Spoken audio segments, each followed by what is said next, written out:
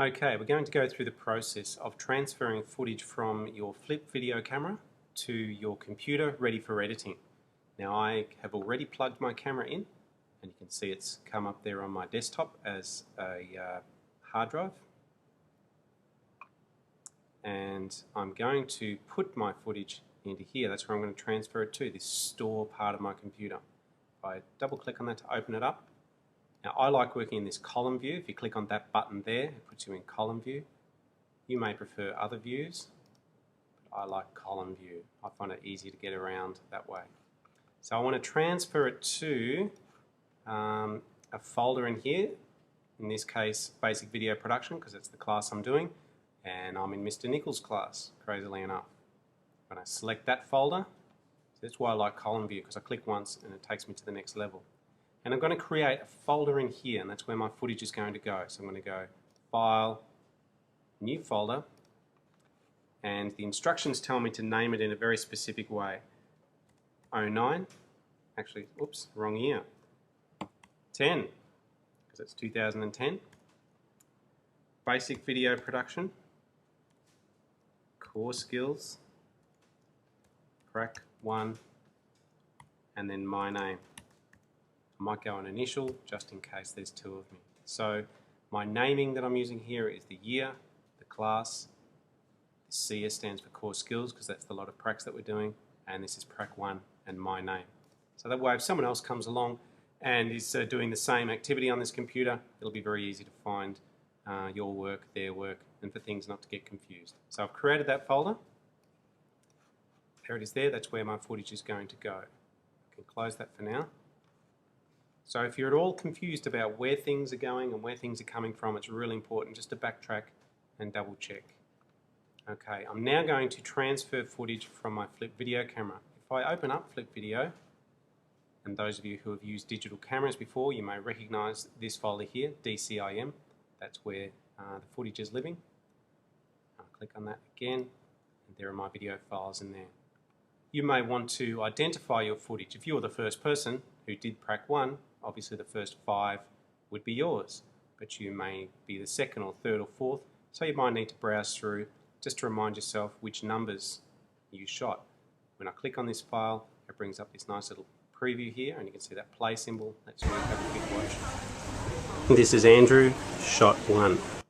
Okay, that's obviously my work, so I know that I'm going to want 1, 2, 3, 4, 5, definitely my 5 shots, so that's what I'm going to get. Now I'm not going to drag these straight from here. It is possible to do that, but we're going to process these files a little bit to make life a bit easier when we're editing. Now this can be a little bit scary, but once you've done it a few times, you'll get the hang of it. So I'm just going to close that window as well, and we're going to open up this program here over on the dock called MPEG Stream Clip, which is a program that's used for processing lots of files for lots of different reasons. So when I click that, it opened up here. Let's open up this window. And because we're doing a whole lot of files all at once, we're going to create what's called a list or a batch list. So I'll go to this list menu and I'm going to choose batch list. I click on that. It opens up this window here. I'm going to add files to that list, and because I've done this before, it remembered where the files were. But let's say you were back here. You may very well be looking at, say, the desktop or just the hard drive of the computer. You need to be navigating your way to this flip drive here, DCIM 100 video, and I know that I want the first 5 video clips there, so I'm going to click on the first one. I'm going to hold down the Shift key on my computer, click on the 5th one, and then I'm going to add those files to my batch list, so to batch. Now it comes up with this window, export to QuickTime. That is what I want to do. So just go OK. And this is really important because this is the bit where you select the destination folder. This is the bit where you tell it where you want to save them. And you might remember I want to save them in Store, Basic Video Production, Nicholls. And there's my folder there. I can make these columns a bit wider if I want by clicking that little sort of 2-line thing. and dragging it. Okay. This is the folder where I want things to go. So I'll go select. And oh my goodness, what on earth is this? A whole lot of confusing stuff that you mostly don't need to know about. There's just 3 things you need to remember on here.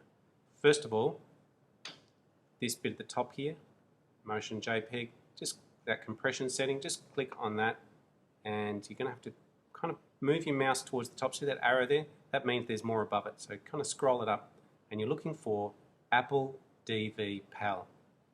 Okay, just ordinary, everyday Apple DV PAL. That's a really long list. Don't be scared. Every time you just want this one, Apple DV PAL. Quality, of course we want quality to be 100%.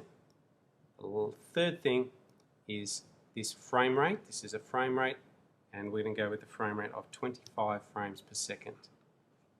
Okay, and the last thing, we're just going to add that to our batch list. And there they are. There's our 5 video files.